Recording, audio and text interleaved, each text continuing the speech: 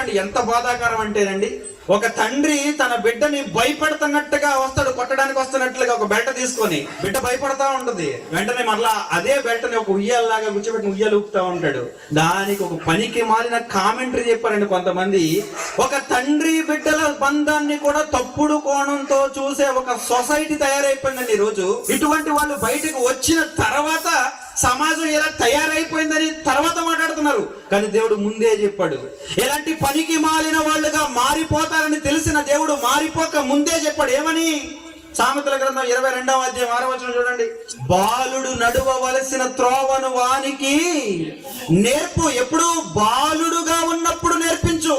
వాడు పెద్దవాడై పనికి మాలిన వాడిగా మారిపోయిన తర్వాత పనికి మాలిన పనులన్నీ చేయడాన్ని చూసి అప్పుడు చెప్పుకో నీతి మాటలు వచ్చి. బాలుడు నడవవలసిన త్రోవను వానికి నేర్పము.